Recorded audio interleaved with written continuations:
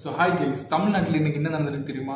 எல்லாருக்கும் தெரிஞ்சிருக்கும். டிவிக்கு அவரில் ஓட்டு போட்டு ஜெயிக்க வச்சிட்டோம். அதுக்கப்புறமா என்ன நடக்குது? அசம்பிளியில் ப்ரூவ் பண்ணணும்ல 218 சீட்டு இருக்குது அப்படின்ட்டு.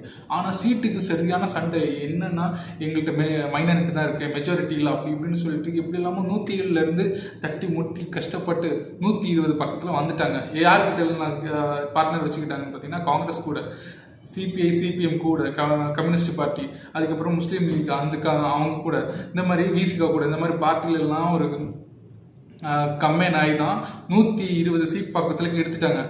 ஓகே, 117 120 சீட் எடுத்துட்டாங்க, நல்ல விஷயம் தானே. இப்போ போயாச்சுன்னா அசம்பிளியில் வந்து பாஸ் ஆக்கி விட்ருவாங்க அப்படின்னா அப்படி கிடையாது. அசம்பிளி நடக்கும்போது அது அவ்வளோ 120 பேரை சப்போர்ட் பண்ணணும். சரி, ஓகே, சப்போர்ட் பண்ணுறதுக்கு தான் எல்லாம் ஆயிடுச்சு அப்படின்னா சப்போர்ட் பண்ணுவாங்க. இன்றைக்கி பண்ணுவாங்க, நாளான்னைக்கு யார் சப்போர்ட் பண்ணுவோம்? இப்போ சேரில் 4 கால் இருக்குது, ஒரு கால் பிடிங்கிட்டு போனாலும் நம்ம கீழே விட்டுருவோம். அந்த நிலைமையில தான் இருந்துச்சு ஆக்சுவலாக கவர்மெண்ட் இதுக்கு முன்னாடி. ப்ராக்டிக்கல் அப்படி தான் இருந்துச்சு.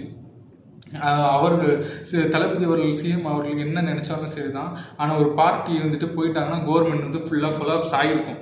ஸோ இந்த நிலைமையில் இருந்த டைமு என்ன ஆயிருக்குன்னா, இப்போ இன்னைக்கு அசம்பிளி முடிஞ்சிருச்சு. எவ்வளோ சீட்டில் ஜெயிச்சிருப்பாரு? சும்மா ஒரு கெஸ் பண்ணி ஏதாவது கமெண்ட் செக்ஷனில் சொல்லுங்கள். கிட்டத்தட்ட 144 சீட் எடுத்திருக்காரு. ரஹீம், எப்படி 144 seat? How is that possible அப்படின்னு கேட்டிங்கன்னா, it is possible. First of all அசம்பிளியிலேருந்து ஸ்டார்ட் பண்ணுவோம். என்ன நடந்திருக்கு அசம்பிளியில்? ஓட்டுக்கு ஃபஸ்ட்டு டிஎம்கே வந்துட்டு அப்போஸ் பண்ணியிருக்காங்க. இந்த கவர்மெண்ட் வந்து ஒரு ஸ்டேபிள் இல்லாத கவர்மெண்ட். ஈவன் தோ அவங்களுக்கு 120 சீட்ஸ் இருந்தாலும் மெஜாரிட்டி அவங்க ஜெயிக்கல.